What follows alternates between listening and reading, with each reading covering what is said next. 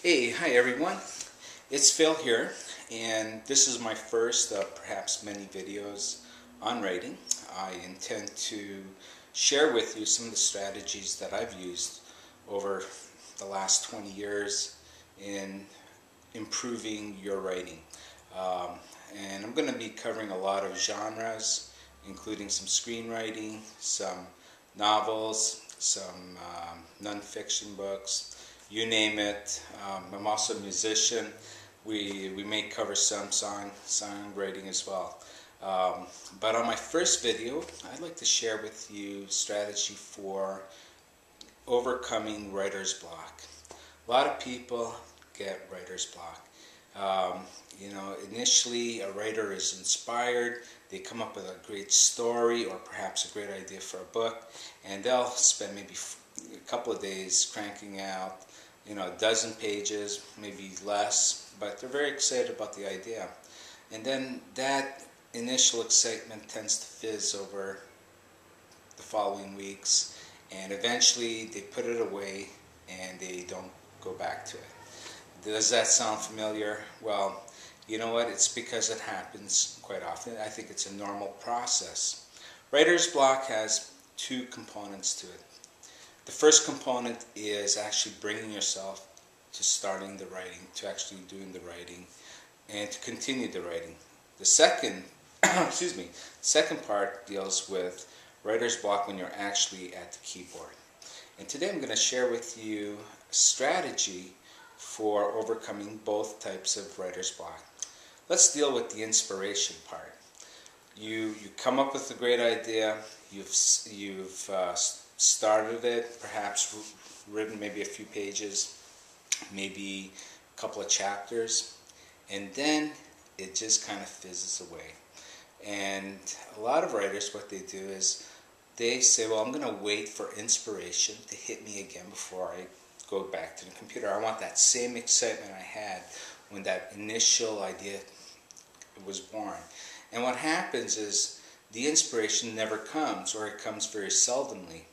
And what really good seasoned writers will tell you is that inspiration doesn't come back to you. It comes to you when you're sitting at the keyboard. So if you find yourself, out of inspiration, well, guess what? You need to get back to the keyboard and start typing. You'll find that once you start typing, that inspiration will rekindle itself and you will start writing again. And you'll probably feel excited again. That's the first type of writer's block. The second type of writer's block is, well, okay, Phil, I've said to myself, get back to the keyboard. You're at the keyboard right now and you're staring at a blank page. And you perhaps typed in a couple of sentences and you're looking at it and say, well, no, that's not right, and you change it. You're there for a couple of hours and then you just kind of turn off the computer and go watch TV or go out for a walk. Well, that particular type of writer's block really has to do with the way your brain works.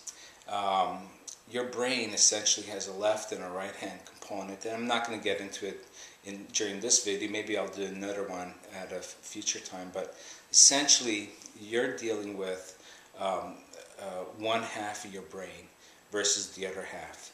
One half of your brain actually deals with the creativity part, the part that allows you to crank out 20-30 pages in a sitting. And the other half of your brain, depending on whether or not you're left or right, and it'll be one or the other, but essentially the other half of your brain is the critical part, the one that helps you edit information.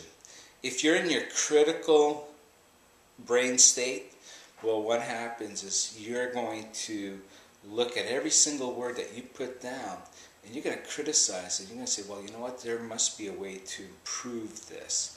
And you'll go through and you're never going to write anything.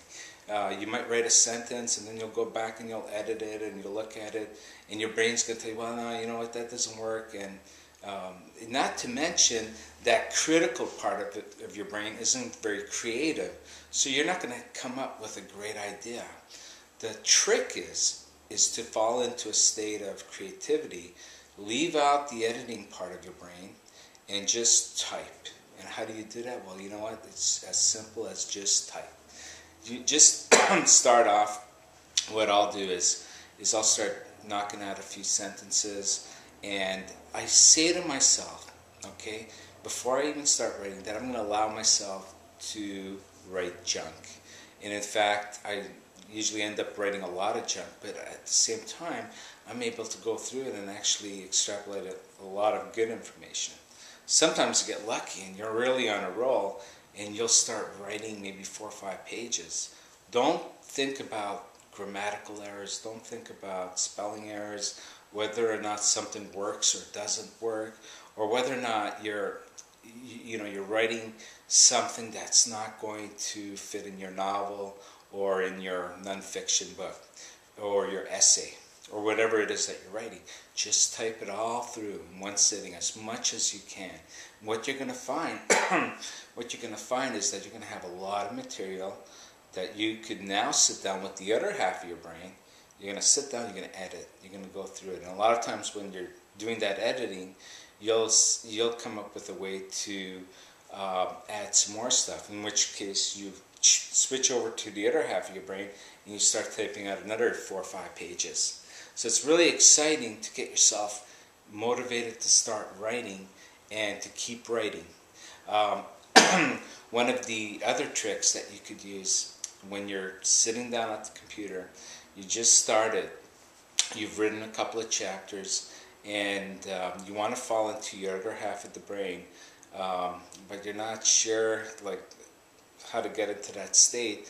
So a lot of writers find it effective to go through the stuff that they last wrote. So let's say you look at the last couple of pages and do an edit. And once you're editing, you might find yourself falling back into, oh, you know what, I could add something here, and you start typing away. And in fact, you could actually crank out another 4 or 5 pages.